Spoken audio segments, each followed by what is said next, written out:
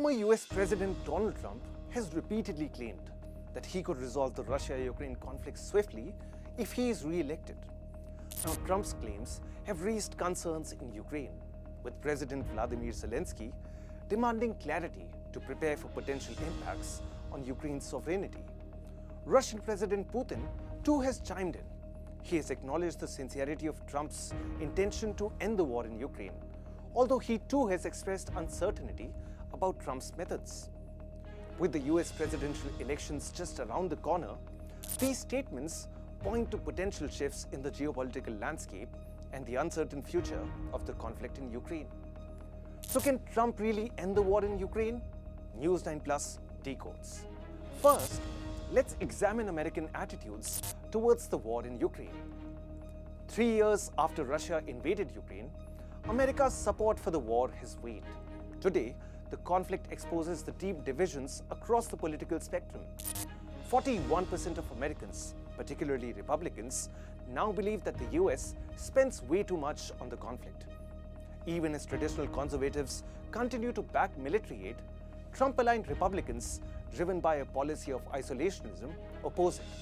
At the same time, both far-left and far-right critics, though ideologically different, converge in their criticism, prioritizing US issues like immigration and healthcare over foreign conflicts.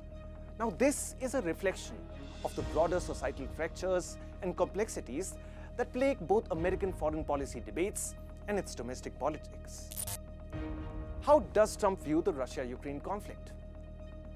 Donald Trump views the conflict in Ukraine through a lens of isolationism and skepticism towards US involvement in foreign conflicts, aligning with some Republican views on reducing America's global military engagements. His stance reflects a transactional approach to international relations, prioritizing perceived US interests over global alliances. Also, Trump's relationship with Ukraine is rooted in his belief that it was Ukraine and not Russia that interfered in US elections. His 2019 impeachment was tied to a contentious phone call with President Zelensky.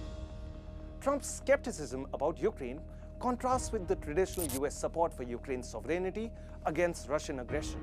This can be compared against his relationship with Russian President Putin. Trump and the Republican right speak positively about Putin, praising his leadership style and expressing a desire for better US and Russia relations.